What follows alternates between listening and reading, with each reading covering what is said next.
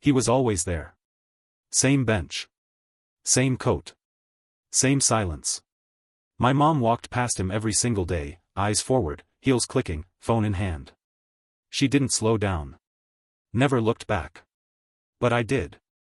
And one day, when she finally heard what I heard. His words made her rich. But the price? That came later. Before we continue, what country or city are you tuning in from? Drop it in the comments. We love seeing where you're watching from. Hit the like button and subscribe to enjoy more of our videos. He never shouted. There were no signs or pleas for help. Just a calm presence, a figure unnoticed by most. But for Cody, a 12-year-old boy with curious eyes, the old man became impossible to ignore. Every afternoon, after school, Cody would pause. Instead of rushing by, he'd kneel beside him, offering a bottle of water or a quiet word. It wasn't about money or charity. It was about connection, something rare in the noise of the city. The old man's face held stories, peaceful and deep, like he carried a secret too heavy for words. No one else saw him like Cody did. Most glanced away, lost in their own worlds. One overcast afternoon, Cody lingered longer than usual. The sky hung low, gray and restless.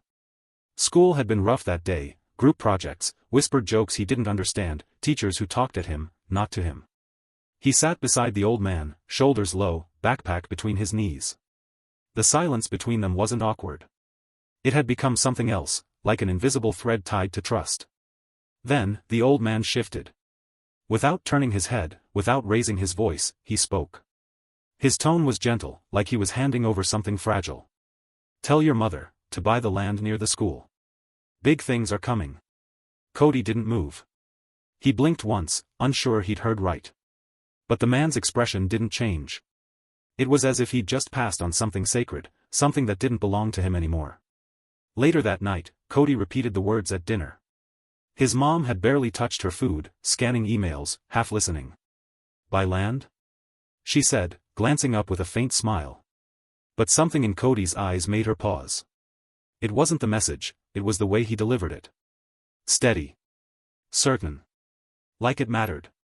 So she looked into it. Quietly. Just to be sure. She didn't tell anyone. Not her colleagues. Not even Cody. She made one quiet phone call to a real estate agent, then another. In the following days, she drove past that patch of grass several times.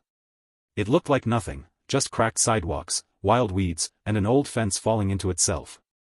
But she bought it. Paid in full. Then went back to her meetings and conference calls like nothing had changed. 3 weeks later, construction signs appeared nearby. Surveyors. Utility trucks. Cody noticed first. His school buzzed with rumors. A private charter was expanding.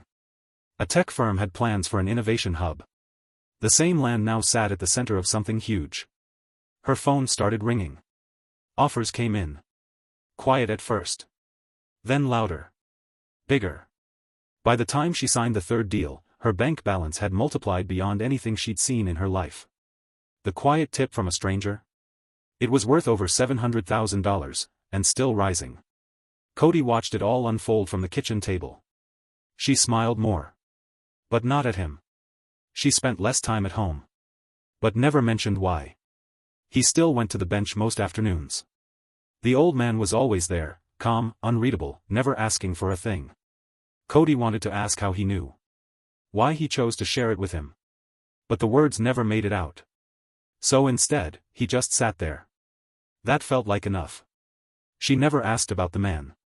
Not at first. Maybe she thought it didn't matter. But one evening, as Cody folded the dinner napkins she no longer used, she stopped mid-sentence. Her voice caught. Is he still there? She asked, not looking up. Cody nodded. The next morning, for the first time since the money came in, she left the house without her laptop. She didn't wear heels. Didn't carry her usual leather tote. Just walked beside her son, quiet. They turned the corner, and there he was. Same bench. Same folded hands. Same peaceful stillness. She stood for a moment, unsure. Then slowly, she sat down beside him. Cody stepped back, letting the space belong to them. No one spoke at first. The city moved around them, fast and indifferent. Her hands trembled slightly. This woman who negotiated six-figure deals now sat inches from the man who had made it all possible, and had asked for nothing in return. "I wanted to thank you," she said. Her voice barely above a whisper. The old man looked at her with eyes that had already seen more than she could ever say. "Can I pay you?" she asked. Her tone carried more than gratitude, it held guilt, maybe confusion. He smiled gently, a warmth in his eyes that settled the air around them. "Spend the day with your boy," he said. "That's payment enough." She didn't respond right away. She blinked, glanced at Cody standing nearby, then looked down at her hands. That moment lasted longer than it should have. Then her phone buzzed. Her breath caught again. This time, she didn't smile. She didn't stay long. 15 minutes, maybe less. The sun had just started to warm the sidewalk, but her phone wouldn't stop blinking. She turned to Cody as they walked back. Her voice soft but rushed. "There's a meeting I can't move. I'm going to miss this one." He didn't ask which one she meant, because he already knew. They stood by the car, the engine already running. Her driver stared ahead. She brushed his hair back like she used to, but her hand lingered only a second. He nodded once, pretending he understood. She opened the door, paused, then shut it without stepping in. For a moment, Cody thought maybe she had changed her mind. Maybe today really would belong to them. But then the phone rang again. Louder this time. And she answered it. She got into the back seat, mouthed "I'm sorry" without sound, and the car pulled away. Cody stood at the curb, still waving long after she'd turned the corner. That morning turned into evening. Evening became night. She didn't call. The next day, the bench was empty. The man didn't return. Cody waited anyway. 4 hours. Through 3 sunsets. He told himself the old man was just somewhere else, resting, maybe visiting someone. But deep down, something inside him had already begun to accept it. That bench, where everything had started, was now just wood and bolts. Nothing more. Years disappeared quietly. By the time Cody turned 16, the bench had been painted over. A new trash can bolted next to it. He still passed it after school, but he never sat down. He stopped bringing water. He stopped waiting. The man who had given so much without asking had left nothing behind, not a photo, not a name. Just the memory of a sentence that changed everything. At home, their kitchen grew larger. Sleek appliances. Marble counters. Automatic lights. But meals were eaten separately.